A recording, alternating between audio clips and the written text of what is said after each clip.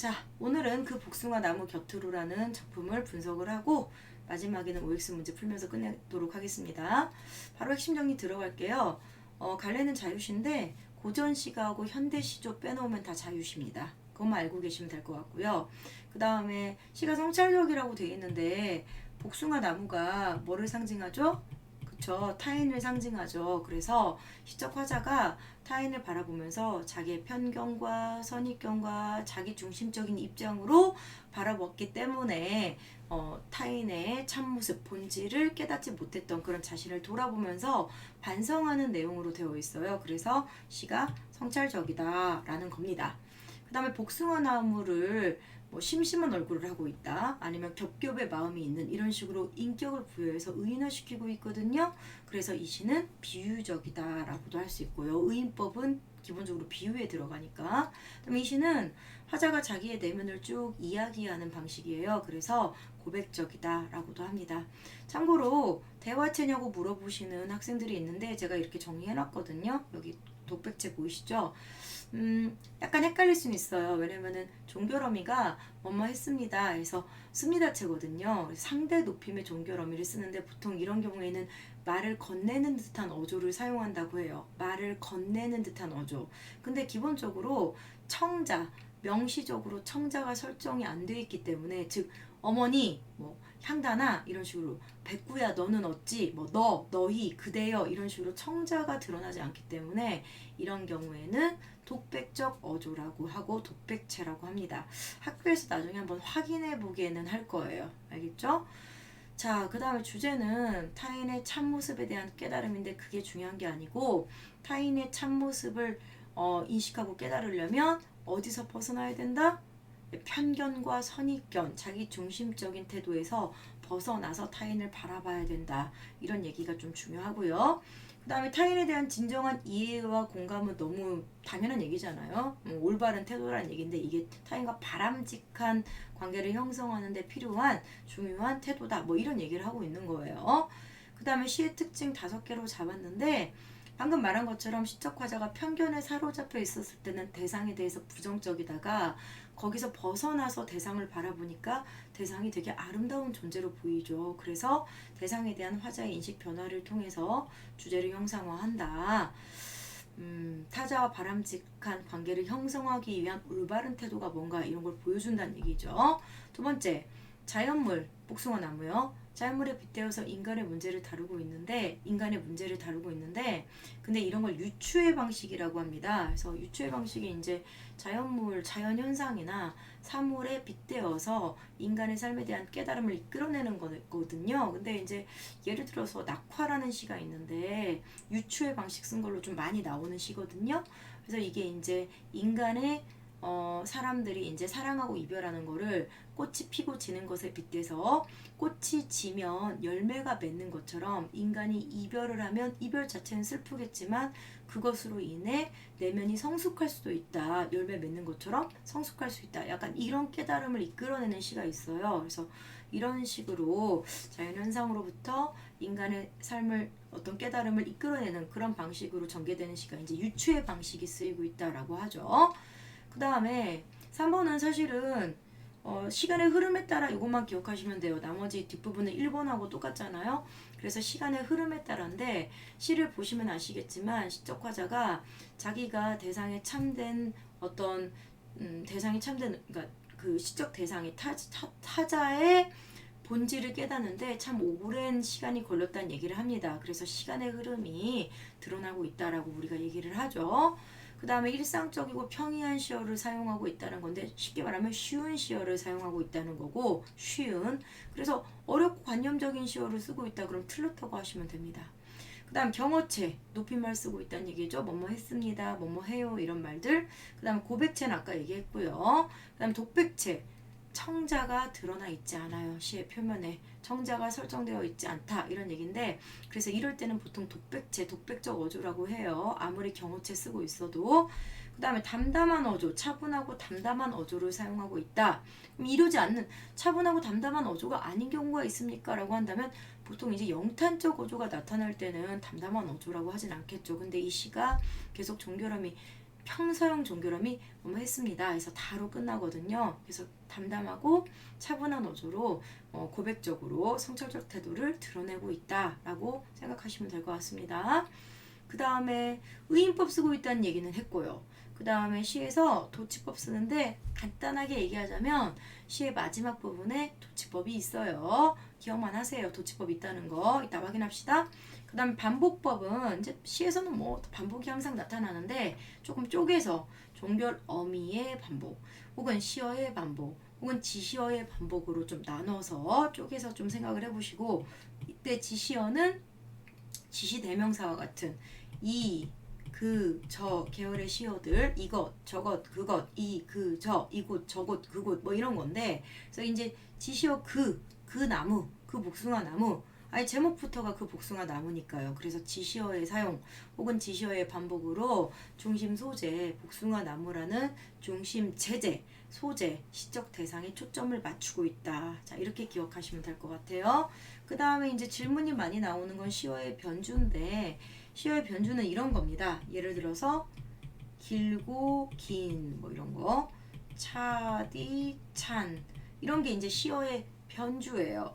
그 다음에 솟고 치솟고 이런 식으로 자 시어가 반복은 되는데 약간 달라지는 거 약간 달라진 상태에서 반복되는 걸 변형된 상태에서 반복되는 걸 변주라고 합니다. 미리 볼까요? 시어의 변주는 자 어디 있을까요? 여기서 여기 있어요. 시어의 변주 멀리로 멀리로만 여기가 시어의 변주입니다. 그쵸? 약간 변형됐죠?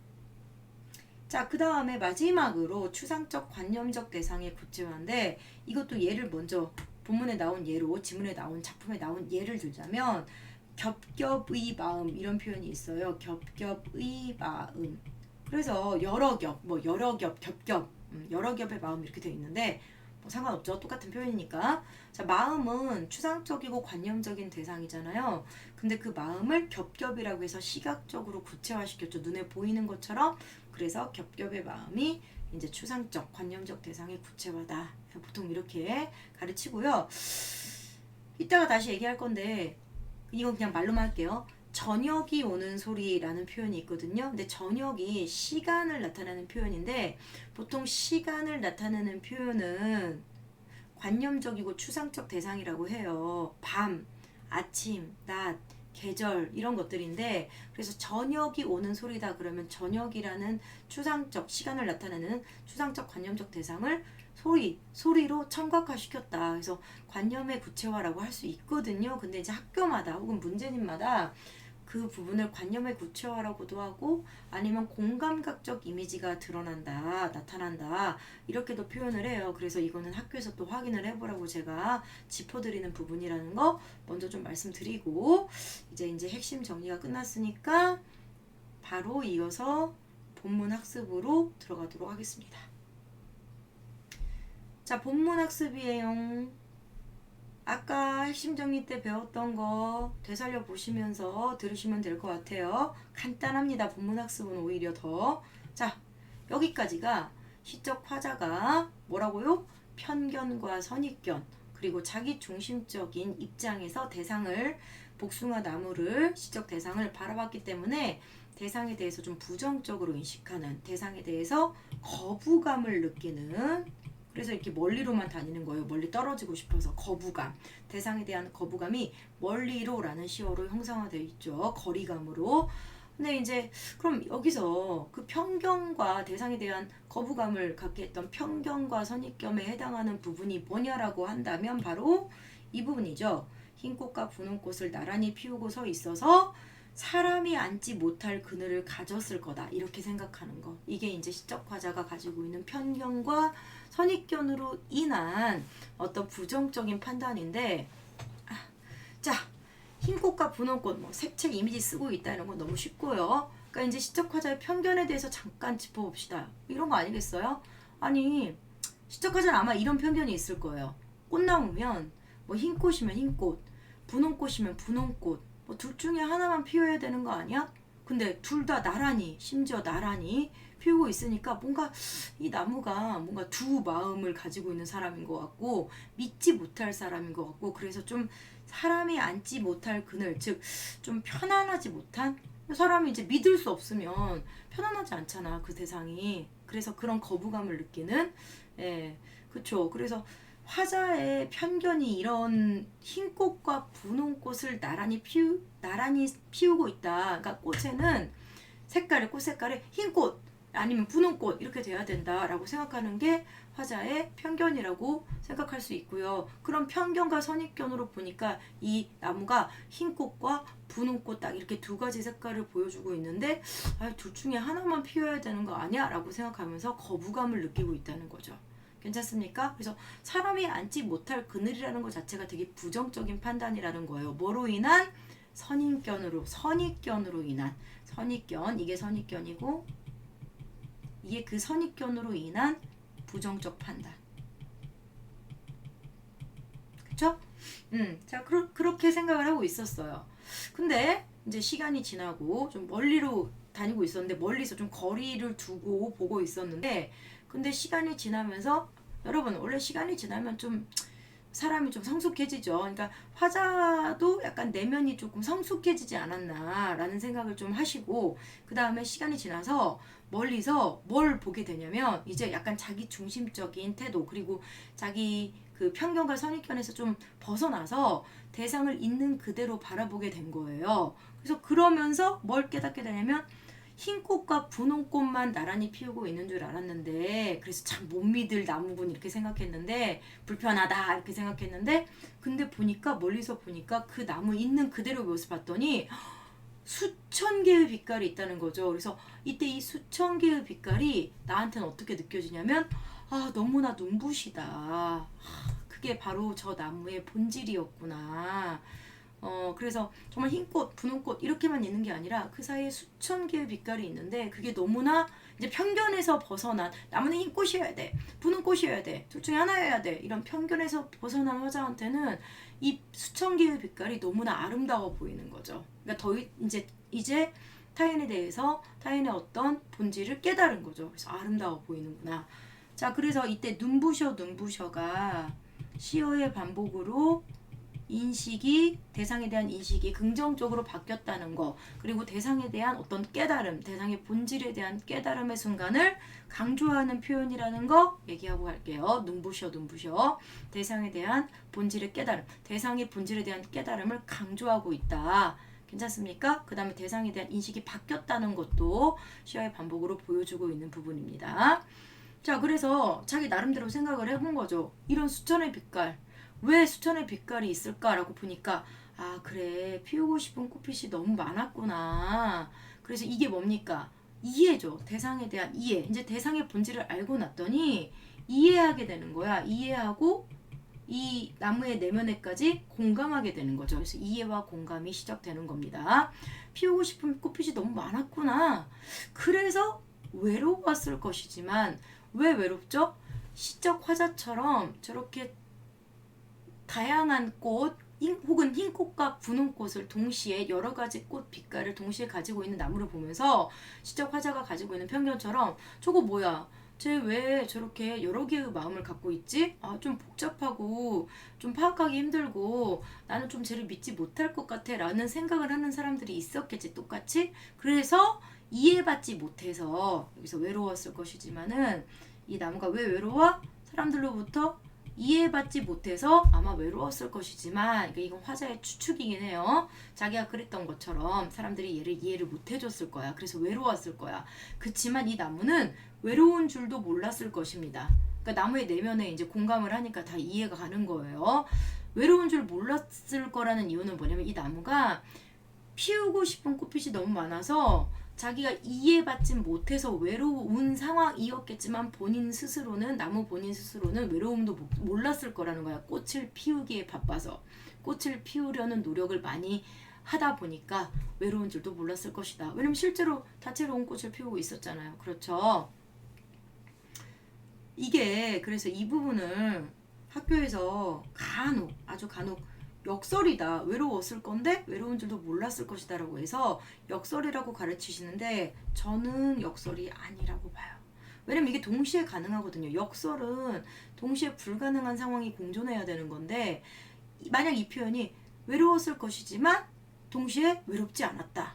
외로운데 외롭지 않았다. 이러면은 역설인데 공존할 수 없으니까요. 피와 나피처럼 모순관계니까. 근데 외로운 상황이었지만 정작 나무는 외로운 줄 몰랐을 거다는 공존할 수 있거든요. 두 상태가. 그러니까 상황이 외로운 상황인데 그 나무는 정작 외로운 줄 모를 수는 있죠. 쉽게 말하면 이걸 쉽게 말한다고 이런 표현 해도 되는지 모르겠는데 어떤 사람이 왕따를 당해요. 근데 본인이 다른 사람 볼 때 제가 왕따를 당하니까 외로워야 되죠. 근데 본인은 뭐 왕따 당하는 상황 인지 못할 수도 있고 뭐 그게 뭐 그렇게 외로워 사람들이 나를 왕따시키는 게 그냥 나는 내 할 일 열심히 하면 되지 라고 생각할 수도 있고 충분히 동시에 가능한 상황 아닙니까? 그래서 저는 이거는 역설이 아니라고 보는데 이것도요 학교 선생님한테 한 번 더 확인하게 할 거예요. 근데 보통 역설이라고 굳이 여기를 짚어서 가르치시지 않으시는 분들은 이 부분 역설이라고 인지 안 하시는 겁니다.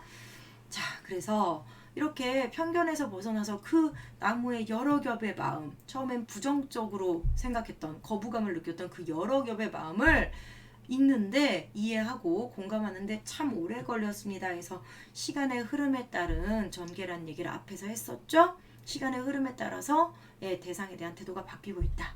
자, 이렇게 해서 대상의 본질을 좀 깨달았어. 그렇죠? 타인에 대해서 이제 이해와 공감을 했어.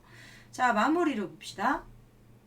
마지막에 흩어진 꽃잎들 어디 먼데 닿았을 무렵 꽃을 피우고 있던 꽃나무가 꽃잎이 다 떨어져서 흩어졌네요. 즉 이것도 역시 시간의 경과를 보여주죠. 그쵸? 대상의 변화, 시적 대상인 꽃나무의 변화를 통해서 대상의 변화를 통해서 시간의 경과를 드러내고 있습니다. 꽃을 피웠다가 꽃이 이제 다 졌어요. 그래서 어디 먼데 닿았을 무렵 이제 복숭아 나무가 꽃을 피우고 있다가 꽃이 다 진 거야.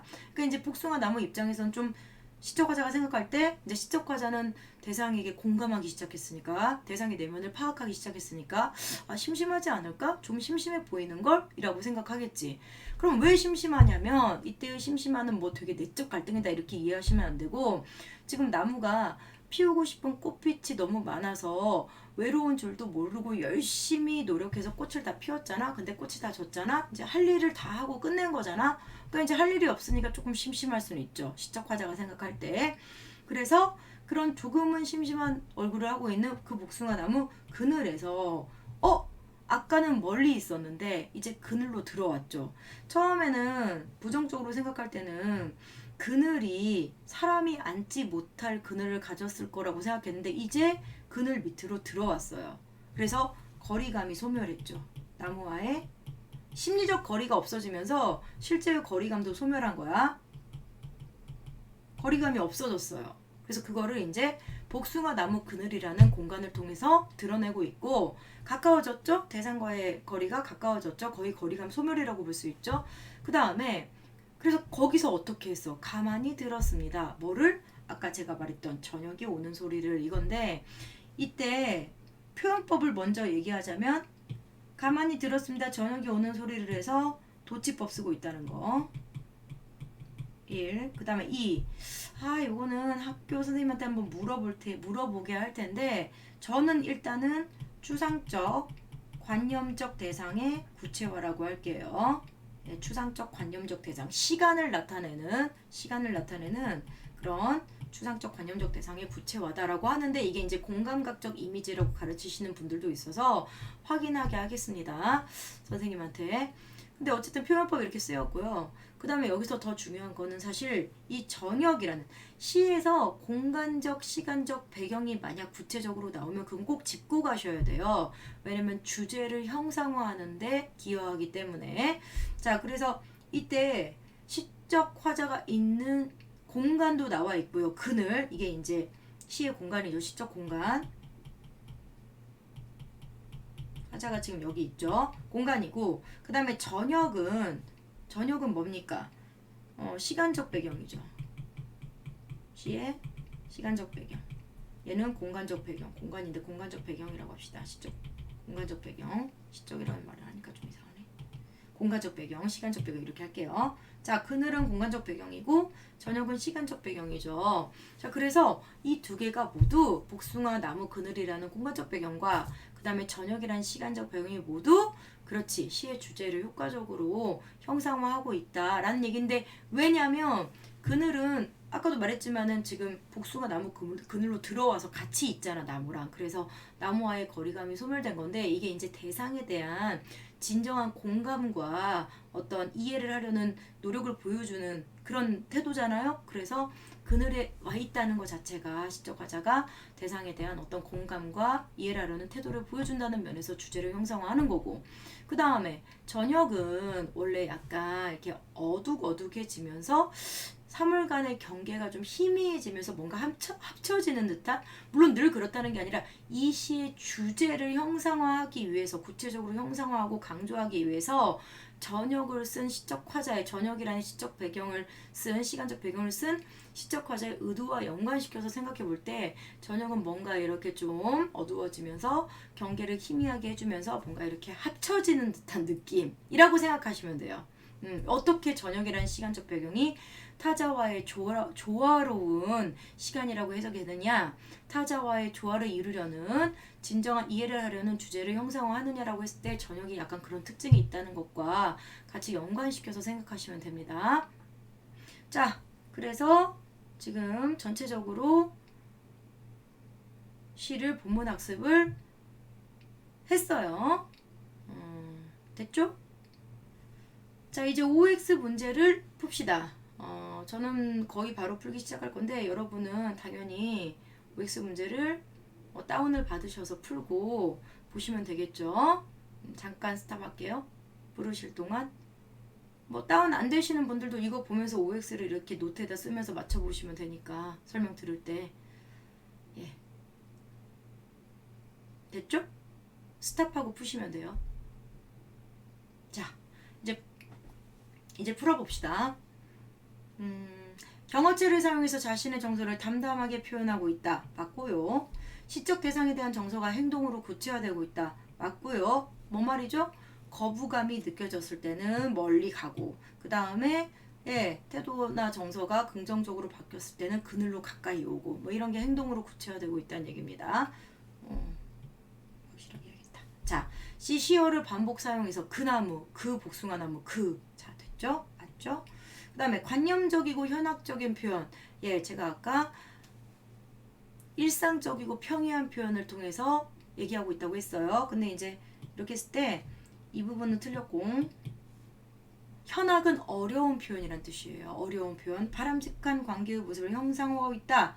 이거는 맞는데 어쨌든 저기 앞이 틀렸으니까 틀렸고, 동일한 통사구조, 통사구조는 문장 구조 반복인데 틀려요. 없어요. 그렇죠? 있었으면 제가 얘기했겠죠? 이런 반복은 없어요. 그 다음에 시적 대상의 변화가 많이 나오는 건데, 즉 복숭아 나무의 변화가 대상에 대한 태도 변화를 이끌어냈습니까? 아니죠. 복숭아 나무는 애초에 처음부터 그렇게 다채로운 수천 개의 빛깔의 꽃을 피우고 있었는데, 여러 겹의 마음을 가지고, 근데 화자의 인식이 이제 편견과 선입견에서 벗어나면서 인식이 달라진 것 뿐입니다. 대상은 처음부터 똑같았어요. 알겠죠? 그런 어떤 특성은 다채로운 빛깔의 꽃을 피우고 있었던, 수천 개의 빛깔의 꽃을 피우고 있었던 그 대상의 속성은 똑같았는데 화자가 인식이 새로워지면서 태도가 달라진 거죠. 그쵸? 예. 그 다음에 이건 좀 다른 얘기인데, 시적 대상이 변화된 모습이 있긴 있어요. 처음에는 꽃을 피우고 있었는데 마지막에서는 꽃이 다 졌잖아. 그래서 그게 뭐냐면 그거는 시간의 경과를 드러내고 있다. 그건 맞습니다. 그 다음에 대상과의 거리가 가까워지면서 대상의 본질을 깨달았어요? 그게 아니고 대상의 본질을 깨달은 다음에 그게 구체적 행동으로 나타나면서 대상과의 거리가 가까워졌죠. 오히려 대상의 본질은 멀리서 보면서 깨달았죠. 그쵸? 멀리서 있으면서. 자, 그래서 X. 시어의 반복을 통해서 깨달음의 순간 강조하고 있다. 그럼 그거밖에 없어요. 눈부셔. 이 부분은 대상에 대한 인식이 바뀌었다는 것도 보여주고 있죠. 그래서 맞고요. 시간적 배경. 언제죠? 저녁이요. 저녁을 통해서 주제의식을 효과적으로 형상화하고 있다. 맞다고 했습니다. 저녁이 모든 것이 약간 어둑어둑해지면서 좀 경계가 흐려지는, 그래서 뭔가 타인과 조화, 합의를 이루려는 주제의식과 진정한 이해를 통해서 합의를, 조화를 이루려는 주제의식과 좀 상통한다는 거, 주제의식을 강조할 수 있다는 거 얘기했습니다. 자, 그 다음 11번. 소재의 상징적 의미를 통해 시에서 이런 말 나오면 거의 뭐 100% 맞는 말이죠. 근데 여기서는 복숭아 나무가 타인을 상징한다는 거고, 근데 이제 공감까지는 좋았는데 타인의 슬픔과 외로움에 복숭아 나무는 외로운 줄도 모른다고 했어. 자기가 피우고 싶은 꽃 피우는데 노력하느라고. 그래서 아니고요. X. 뭘 반성해요? 편견에 사로잡혀서 복숭아 나무의 어떤 참된 본성, 본질을 깨닫지 못했던 그런 자신을 반성하고 있다고 했습니다. 자, 화자가 대상에게서 멀리 서 있었던 것은, 처음에 멀리서 있었던 거. 자, 그랬던 것은, 거리감을 유지하고 있었던 것은, 멀리 있었던 것은 대상에 대한 선입견의 결과다. 맞죠. 선입견 때문에 대상에 대한 거부감을 느꼈고, 그래서 어떻게 됐습니까? 멀리로만 다녔죠. 이제 그러다가 이제 대상의 본질을 깨닫고, 대상에 대해서 참되게 이해하고, 그 다음에 대상에 대해서 이해하고 공감하게 된 거죠. 자, 여기까지 OX 문제 풀면서 한번 이해한 것을 정리해봤고요. 어떻게 도움이 되셨으면 좋겠습니다. 예, 또 다음 작품을 통해서 만나 뵙도록 하고, 오늘은 여기서 이만. 안녕.